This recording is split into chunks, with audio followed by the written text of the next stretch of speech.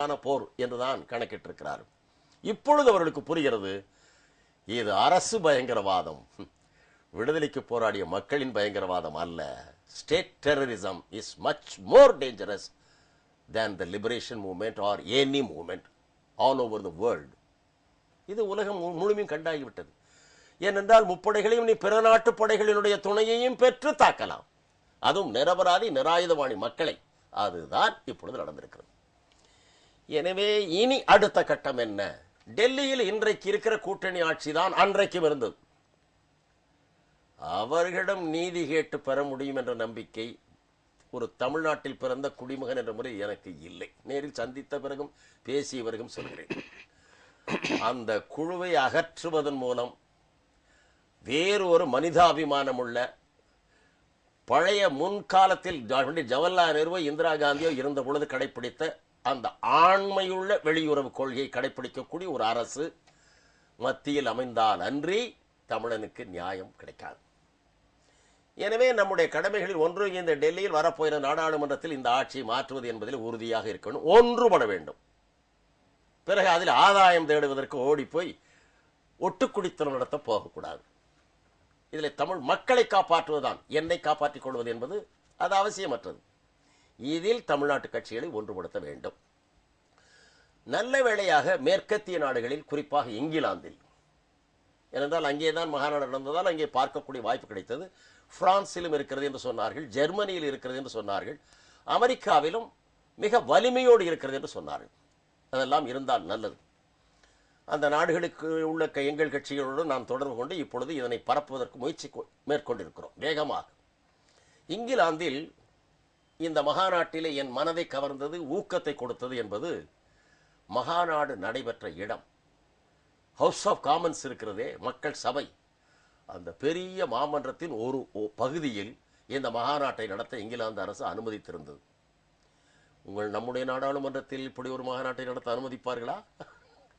எங்கும் நடக்காது. அது ஒரு மிகப்பெரிய ஆச்சரியம். நடத்தியதோடு ஆளுகிற கட்சி கன்சர்வேட்டிவ் கட்சி, அதற்கு கூட்டணி கட்சி லிபரல் கட்சி, ரெண்டு கட்சி நாடாளுமன்ற உறுப்பினர்களும் வந்தார்கள். அவர்தான் அந்த மகாநாட்டை தொடக்கி வைத்தார், முதல் மகாநாட்டை தொடக்கி வைத்தார். பிரதான எதிர்கட்சி லேபர் பார்ட்டி, தொழிலாளர் கட்சி, அவர்களும் வந்து நாடாளுமன்ற உறுப்பினர் பங்கெடுத்துக் கொண்டார்கள். பங்கெடுத்துக் கொண்டவர்கள் 10 பேர் இருக்கும். ஹவுஸ் ஆஃப் லார்ட்ஸில் இருந்தும் 4 பேர் வந்து பங்கெடுத்தார்கள். அவர்கள் இந்திய வம்சாவளியைச் சேர்ந்த ஒரு லார்டும் வந்திருந்தார். அவரும் கடைசி வரையில் மகாநாட்டுக்கு பெரிதாக ஒத்துழைத்தார். உலக மனித உரிமை குழுவிலிருந்தும் ஒரு பிரதிநிதி வந்திருந்தார். எனவே அரசியல் கட்சிகள் என்று பார்த்தால் அனைத்து கட்சியுடைய பிரதிநிதிகளும் நாடாளுமன்ற உறுப்பினர் வந்திருந்தார்கள். 90 நாடாளுமன்ற உறுப்பினர் கையெழுத்து கொடுத்திருக்கிறார்கள். இன்னும் சொல்ல போனால் அவர்கள் சொன்னார்கள் நம்பிக்கையோடு, அத்தனை நாடாளுமன்ற உறுப்பினர்களும் தமிழ் மக்களுடைய உரிமைகளை மீட்டுக் கொடுப்பதற்கும் நடந்த கொடுமைகளை கண்டிக்க வேண்டும் என்பதிலும் உறுதியாக இருக்கிறோம் என்று அறிவித்தார்கள், பிரகடனமே செய்தார்கள். கையெழுத்து நாங்கள் வாங்க முடிந்தது இவ்வளவுதான், மற்றவர்கள் வாங்கும் போது இல்லைன்னா நாங்கள் இன்னும் வாங்க முடியவில்லை, அத்தனை பேரும் போடுவார்கள். அதே தைரியத்தோடு நான் இந்தியாவை பற்றி சொல்ல முடியுமா? வெட்கக்கேடு. இங்கிலாந்து நாட்டு மக்களுடைய ஆதரவு நமக்கு இருக்கிறது. பிரான்ஸ் நாட்டிலும் அதே போல கையெழுத்து வாங்கி கொண்டிருக்கிறார். நாடாளுமன்ற உறுப்பினர் பேசுகிறார். ஒரு சிங்கள பேராசிரியர் அந்த மாநாட்டிலே பேசினார்.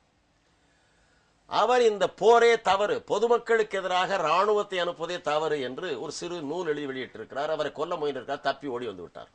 எனவே நான் வெளிநாட்டுக்கு வந்து விட்டேன் என்று சொன்னவர் அந்த கூட்டத்திலேயே சொன்னார், இந்த போர், இந்த ஆட்சி நடத்துகிற இது மக்கள் ஆட்சியும் அல்ல, நீங்கள் எல்லோரும் நினைக்கிற சிங்கள ஆட்சி என்று. இல்லை, பேயாட்சி, அது மனித ஆட்சியே அல்ல. எங்கள் சிங்கள மக்கள் அத்தனை பேருமே இதை சரி என சொல்கிறார்கள் நினைத்தார். இல்லை, கொதித்து போயிருக்கிறார்கள், இது தவறு என்கிறார்கள். ஆனால் சொன்னால் கொன்று விடுவான் என்று பயப்படுகிறார்கள், பேச முடியாத நிலையில் இருக்கிறார். சில பத்திரிகை ஆசிரியர்கள் எழுதினார்கள் கண்டித்து. அன்று மாலை அவர்கள் சுட்டுக் கொல்லப்பட்டார். அந்த கணக்கு உங்களுக்கு எல்லாம் தெரியாது. எனவே சிங்கள மக்களையும் விடுவித்து ஒரு நாகரிக அரசு அமைவதற்கான ஒரு பெரிய போராட்டத்தை நடத்த வேண்டும் என்று அவர் தமிழ் மக்களுக்கும் சிங்கள மக்களுக்கும் சேர்த்து விடுதலை என்று ஒரு முழக்கத்தை எழுப்பினார். ஆக இவை அனைத்திலும் இருந்து அந்த அரசு என்பது ஒரு நாகரிக அரசு அல்ல, ஜனநாயக அரசு அல்ல, இன்றைய நவீன உலகத்தில் ஏற்கப்பட முடியாத அரசு என்பதை பிரதிநிதிகள் பேசியதிலிருந்து மிக மிக தெளிவாக தெரிந்தது. கலந்து கொண்டவர்கள் பேசியது பிறகு இந்த அமைப்புகளின் பிரதிநிதிகள் முறை பேசினார். நம் நாட்டின் சார்பில் தமிழ்நாட்டிலிருந்து சென்ற கட்சிகள் தான் அங்கே போயிருந்தோம்.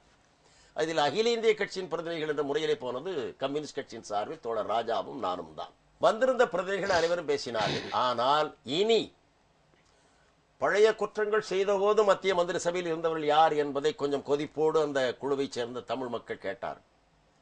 அன்றும் இருந்தீர்களே, இனி எப்படி தடுக்கப் போகிறீர்கள்? இன்றைக்கும் ஆட்சியில் இருக்கிறீர்களே, இதெல்லாம் நியாயமா என்பதை கொதிப்போடு கேட்டார். ஏனென்றால் நம்முடைய கடமை இப்பொழுது இலங்கை அரசை வற்புறுத்தி மற்ற அரசுகளின் ஒத்துழைப்பை பெற்று நீதி விசாரணையை வேறு நாட்டு நீதிபதியை கொண்டு விசாரிக்க வைக்க வேண்டும். சர்வதேச சட்டப்படி விசாரிக்க வைக்க வேண்டும். அது ஒன்றும் சாதாரணமாக வரக்கூடியதல்ல. எனவே உலகத்தின் ஆதரவை பெற வேண்டியிருக்கிறது.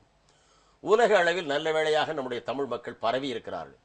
எனவே அவர்கள் அனைவரும் அந்தந்த நாட்டிலும் முயற்சிக்கலாம். நாமும் இங்கிருந்து முயற்சியை கொடுக்க வேண்டும். இந்தியாவிலும் இருந்தும் நாடாளுமன்றத்தின் மூலம் இந்த கோரிக்கைகளை வற்புறுத்த முயற்சிக்க வேண்டும் என்பதை சொன்னோம். எனவே அந்த வகையில் தமிழ் மக்களுக்கு பல நாட்டு தமிழ் அமைப்புகளுடைய பிரதிநிதிகள் வந்திருந்தார்கள். அவர்களுக்கு இப்பொழுது மீண்டும் இனியும் நாம் செய்ய வேண்டிய கடமை இருக்கிறது. நம்முடைய வரலாறு முடிந்து விட்டது, இனி நம் எதுவுமே செய்ய முடியாது என்ற ஒரு சோர்வு காளாயிருந்தவர்கள் இல்லை. வாழேந்தி போராடிய ஒரு கட்டம் முடிந்தது. இனி அரசியல் ஞானத்தோடு போராடி தமிழ் மக்களை காக்க வேண்டிய ஒரு கட்டம் வந்துவிட்டது என்பதை அவர்கள் தெளிவாக புரிந்து இப்பொழுது அதற்கேற்ப அந்த அமைப்புகளுடைய ஒத்துழைப்பை திருத்தி அமைத்து செல்ல ஆரம்பிக்கிறார். அங்கே வெளிநாட்டிலிருந்து அமைக்கப்பட்டுள்ள இலங்கை அரசு என்ற அந்த அரசின் பிரதிநிதிகளும் ஒரு 2-3 பேர் வந்தார்கள், பேசினார். நீங்கள் அரசு என்று அரசுக்கு அங்கீகாரம் பெற வேண்டும் என முயற்சிப்பதில் எங்களுக்கு ஒன்றும் தடையில்லை. அது உங்கள் முயற்சி. அரசுக்கு அங்கீகாரம் நான் கொடுக்க முடியாது, ஒரு நாடு தான் கொடுக்கலாம். ஒரு நீதி விசாரணைக்கே ஒப்புக்கொள்ளாத நாடு வெளிநாட்டில் இயங்குகிற அரசுக்கு எப்படி கொடுப்பான்? அப்படி அங்கீகாரம் கொடுக்கக்கூடிய ஒரு அரசாக இருக்குமானால் ஈழத்துக்கே கொடுத்திருந்திருப்பானே, இந்த போரையை தடுத்திருக்கலாமே. எனவே அந்த மாதிரி சுலபமாக நாடக பாணியில் எதிர்பார்க்காதீர்கள்.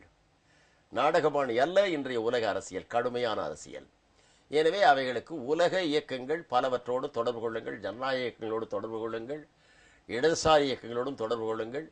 நீங்கள் தொடர்பு கொள்ளுங்கள் என்று உங்களுக்கு புத்தி சொல்வதை விட நாங்கள் எங்கள் கட்சியின் சார்பில் தொடர்பு கொள்வோம் என்ற வாக்குறுதியை உங்களுக்கு தருகிறோம் என்று சொல்லிவிட்டு நாங்கள் வந்திருக்கிறோம். பிறகு அந்த நாடு அந்த லண்டனில் இருந்த 7 நாட்களும் பெரிய மன்றங்களில் பொதுக்கூட்டம் போல மக்கள் அனைவரும் திரண்டு வந்த கூட்டங்களை நடத்தினோம். பெண்களும் வந்தார்கள். என்னை திகைக்க வைத்தது, அதில் கலந்து கொண்ட பெண்கள் 2-3 பேருக்கு கால்கள் இல்லை, 2 கால்களும் இல்லை. செயற்கை கால்களை வைத்துத்தான் வருகிறார்கள். ஆனால் அவள் சேலையை கட்டி மறைத்திருப்பதால் அது செயற்கை கால் என்று தெரியவில்லை. நல்ல முறையில் சமாளித்து நடந்து வருகிறார்கள். பிறகு உட்கார்ந்து பேசுகிற போதுதான் அவர்கள் தங்கள் வாழ்க்கை சொன்ன போதுதான் அவர்களுக்கு கால்கள் இல்லை என்பதையே தெரிந்து கொண்டேன். முகத்தில் காட்டுவதற்கு அவர்கள் தயாராக இல்லை. எங்கம்மா போனது என்று கேட்டேன். இலங்கையிலிருந்து இந்தியாவுக்கு தப்பி வர படகில் வரப்பொழுது சூட்டப்பட்டேன், கால் வெட்டி எடுக்கப்பட்டது. அந்த பெண்ணுக்கு அந்த நெருப்பு சுடர் விட்டே எரிகிறது, இவ்வளவு பாடுகளுக்கு பிறகு. ஆனால் ஆச்சரியம் என்ன தெரியுமா? இப்பொழுது அங்கே போய் படித்து அவர் டாக்டர் ஆகியிருக்கிறார். அவருடைய குழந்தைகள் 2 பேரும் படித்து மிக அருமையாக துளி ஓடி வந்து கொண்டிருக்கிறார்கள். அவரை ஒரு நல்ல மனிதருக்கு திருமணம் செய்து ஒரு குடும்பமாக நடத்தி கொண்டிருக்கிறார். ஆனால் இன்றைக்கும் அந்த போர் குணம் மாறாத வீர தாயாக அவர் இருக்கிறார். 2 பேருக்கும் அதே கதி.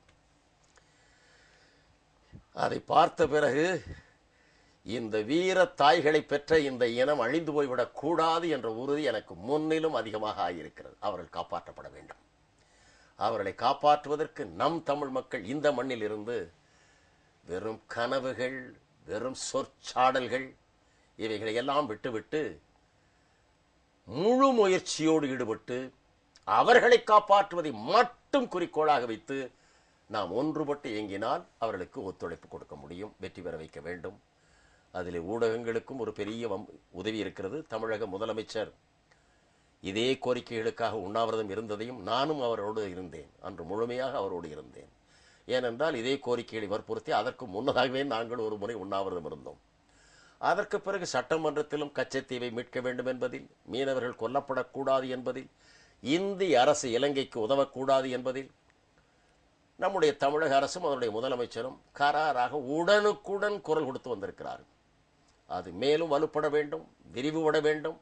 இன்னும் சொல்லப்போனால் அவர் தமிழ் மக்களை ஒன்றுபடுத்தி இந்த இலங்கை மக்களுக்காக அவரும் மேலும் மேலும் குரல் கொடுக்க வேண்டும் என்பதும் என்னுடைய பணிவான வேண்டுகோள். நன்றி. உங்களை சந்தித்ததில் மகிழ்ச்சி. வணக்கம். நன்றி நண்பர்களே. மீண்டும் நேர்முகம் நிகழ்ச்சியில் சந்திப்போம். அதுவரை ஜெயா டிவியிலிருந்து நெஞ்சார்ந்த அன்பு, நன்றி, வணக்கம்.